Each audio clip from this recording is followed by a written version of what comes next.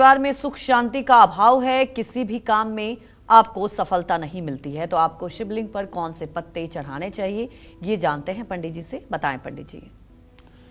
देखिए, किसी भी प्रकार का दुख दर्द है, किसी काम में रुकावट आ रही है, परिवार में सुख शांति नहीं है, तो शिवलिंग पर अनार के पत्ते जरूर चढ़ाएं।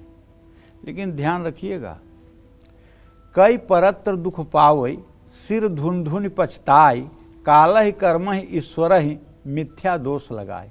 कुछ लोग जानबूझ करके गलतियों को, विपत्तियों को निमंत्रण भेजते हैं, जानबूझ करके जरूरत से ज़्यादा कर्ज ले लेते हैं, जानबूझ करके अविश्वसनीय पर विश्वास कर लेते हैं, जानबूझ करके लालच में आकर के अपना धन गंवा बैठते हैं और फिर बाद में सर पीटते हैं, कहते हैं भगवान साथ नहीं दे रहा है, किस्मत साथ नहीं दे रही है। गोस्वामी तुलसीदास जी ने बहुत अच्छा लिखा है, कई परत्र दुख पावई, सिर धुन धुन पछताय, कालहि कर्महि ईश्वरहि मिथ्या दोष लगाए। तो भैया, आप अपने बुद्धि को तो ठीक रखिए, उसको तो सात्विक रखिए, ऐसा कर्म ही न करिए कि विपत्ति आ जाए।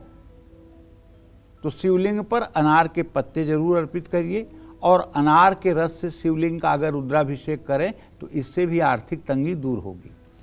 किसी भी तरह के यंत्र का निर्माण अनार की लकड़ी से करना बहुत शुभ होता है। घर की सीमा के बाहर अनार का पेड़ पूर्व दिशा में, पश्चिम दिशा में, वायव्य कोण में और दक्षिण दिशा में लगाना शुभ है। दक्षिण पूर्व या दक्षिण पश्चिम दिशा में अनार का पेड़ लगाना शुभ नहीं होता है।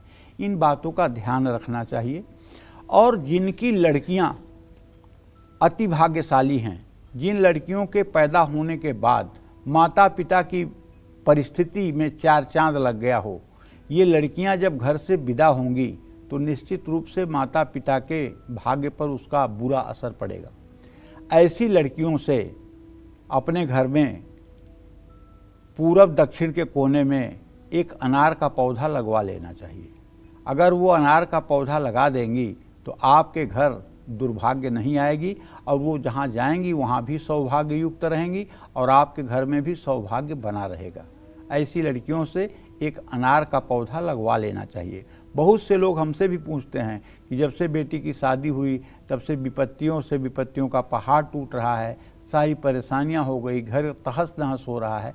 तो उसका उपाय यही है। सब लोगों को इसी माध्यम से मैं जवाब देना चाहता हूं, यदि आपको लगता है कि आपकी बेटी राजलक्ष्मी की तरह आपके घर आई और आपके घर में दिन दूनी रात चौगुनी उन्नति हुई और बेटी की विदाई के बाद परेशानी बढ़ी, तो आपको बेटी से कह करके एक अनार का पौधा अपने घर में गमले में ही सही लगवा लीजिए।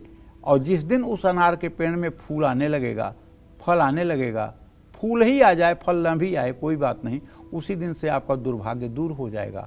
जय मां विंध्यवासिनी।